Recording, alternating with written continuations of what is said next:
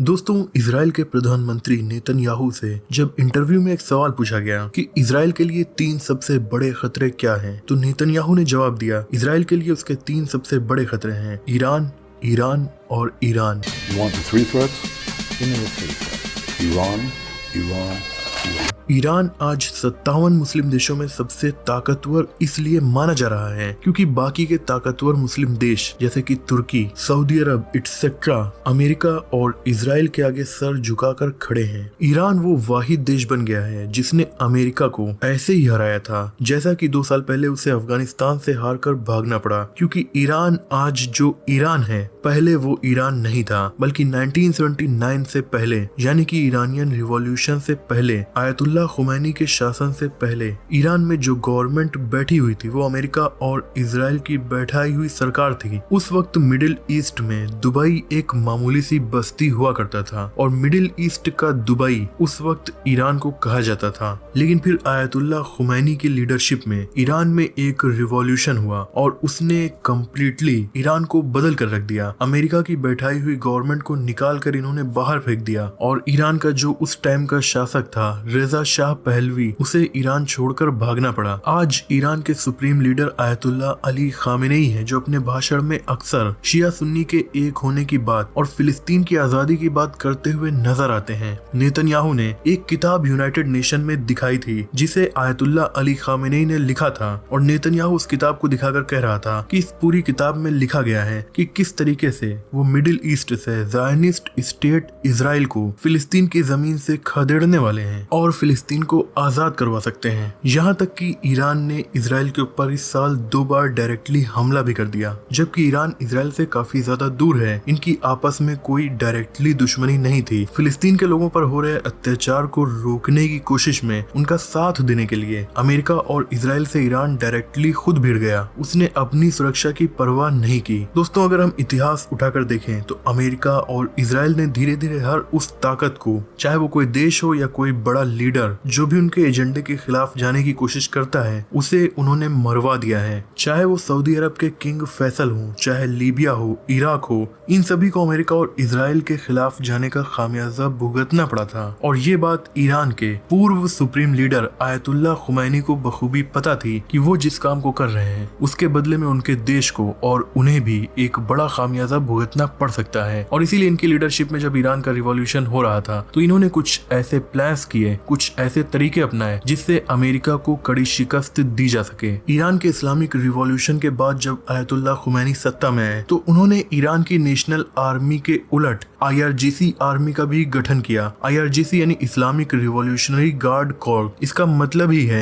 Iran की Islamic क्रांति की रक्षा करना, यानी कि ईरान के अंदर 2 आर्मी है, दोनों बहुत ज्यादा पावरफुल हैं। ईरान की नेशनल आर्मी ईरान की सुरक्षा के लिए है, वहीं ईरान की IRGC आर्मी का काम है इस गवर्नमेंट की सुरक्षा करना ताकि ईरान में तख्ता पलट होके वहाँ पर फिर से अमेरिका और इजराइल की गुलाम गवर्नमेंट न बैठ जाए। IRGC आर्मी आज बहुत ज्यादा ताकतवर है। इनके पास लाखों की तादाद में सैनिक हैं। इनके पास ground force, air force, navy और कुद्स फोर्स जैसी ब्रांचेस हैं। अब कुद्स से जेरूसलम को ही कहा जाता है और इन्होंने फिलिस्तीन के शहर जेरूसलम के नाम पर अपनी एक सेना क्यों बनाई? इसी में ये मैसेज देना चाहते थे कि इस फोर्स का मकसद ही फिलिस्तीन को आजाद कराना है। अमेरिका के एक सैन्य कमांडर ने इस फोर्स को लेकर कहा कि ये कुद्स फोर्स वैसे ही वर्क करती है जैसे कि अमेरिका की CIA और joint special operation commands work करती है, क्योंकि कुद्स फोर्स ज्यादातर ईरान के एक्सटर्नल मामलों को देखती है। IRGC के पास अपनी मिसाइल्स हैं, लाखों की तादाद में है, सैकड़ों की तादाद में फाइटर जेट्स और दूसरे हथियार मौजूद हैं। यूं तो दुनिया के सबसे ताकतवर देशों की लिस्ट में ईरान की केवल नेशनल आर्मी को ही इंक्लूड किया जाता है और उसे मिलाकर ईरान को दुनिया का 12th या 14th मोस्ट पावरफुल कंट्री कहा जाता है। लेकिन अगर IRGC आर्मी की ताकत को मिला लिया जाए तो ये दुनिया के टॉप 10 मोस्ट पावरफुल कंट्रीज में तुरंत आ जाएगा। अब आयतुल्ला खुमैनी ने केवल IRGC आर्मी की स्थापना नहीं की, बल्कि इन्हें यह भी पता था कि वर्ल्ड सुपर पावर को अपने देश से बाहर भी सपोर्ट की जरूरत होती है ताकि देश के अंदर कोई बड़ी प्रॉब्लम आ जाए तो बाहर मौजूद उसके अलाई उसकी सिक्योरिटी में साथ दें। जब ईरान की इस्लामिक क्रांति हुई थी तो उसके बाद ईरान का साथ ज्यादातर देशों ने छोड़ दिया था।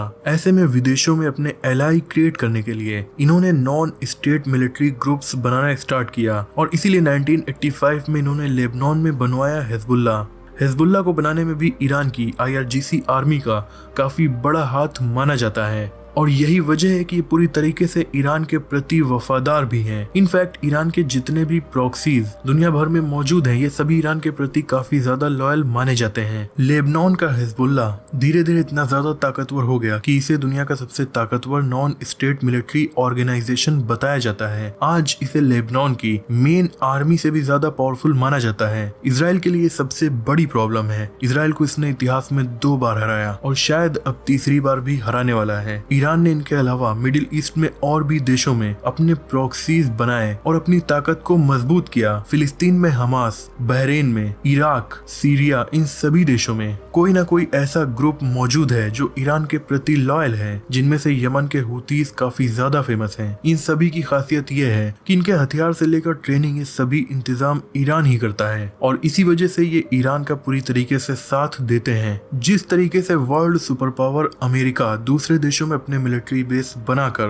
अपने दुश्मन देशों को घेर कर रखता है और जरूरत पड़ने पर उनका इस्तेमाल उनके खिलाफ करता है, वैसे ही ईरान ने मिडिल ईस्ट के कई देशों में अपने ऐसे ही मिलिट्री बेस या प्रॉक्सीज को बनाकर इसराइल को घेर रखा है। इसराइल को ये 3 तरफ से घेरे हुए हैं। पश्चिम में गाजा पट्टी, उत्तर पूर्व में सीरिया और उत्तर में लेबनान की तरफ से ईरान इसराइल को घेर चुका है। इसराइल पर पिछले 1 साल से हर दिन जो भी हमले हो रहे हैं उनमें इस्तेमाल होने वाली मिसाइल्स या रॉकेट्स ईरान में ही बनती हैं या फिर ईरान नॉर्थ कोरिया या रशिया से लेकर उन्हें भेजता है। ईरान इसराइल का पड़ोसी नहीं है, लेकिन इसराइल के बॉर्डर के पास ईरान की सेना तैनात है। ऐसा इसलिए क्योंकि इसराइल का बॉर्डर सीरिया से मिलता है और सीरिया में पिछले 1 दशक से सिविल वार चल रहा है। इस वजह से सीरिया में अमेरिका, रशिया सहित दुनिया भर के देशों की सेनाएं मौजूद हैं और मिलिट्री बेसेस मौजूद हैं, लेकिन सीरिया में सबसे ज्यादा मिलिट्री पॉइंट्स ईरान के हैं। 2023 तक सीरिया में ईरान के 55 मिलिट्री बेस और 515 मिलिट्री पॉइंट्स थे और इस हिसाब से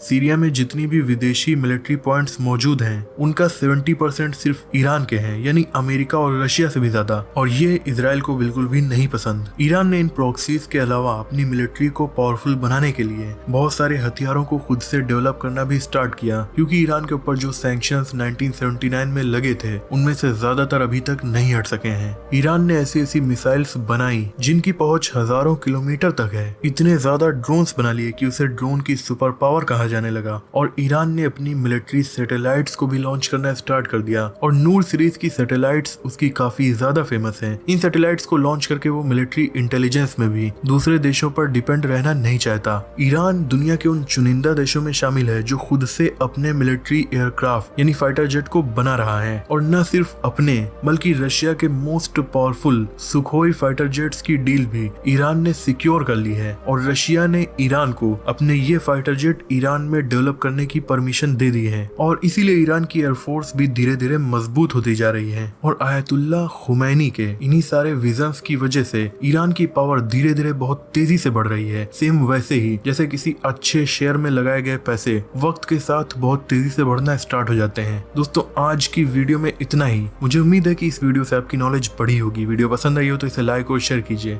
ऐसे इंटरेस्टिंग टॉपिक्स पर नॉलेजफुल वीडियोस देखने के लिए हमारे चैनल को सब्सक्राइब करके बेल आइकन को प्रेस कर दीजिए। मिलते हैं अगली वीडियो में, तब तक के लिए अपना और अपनों का ख्याल रखिए।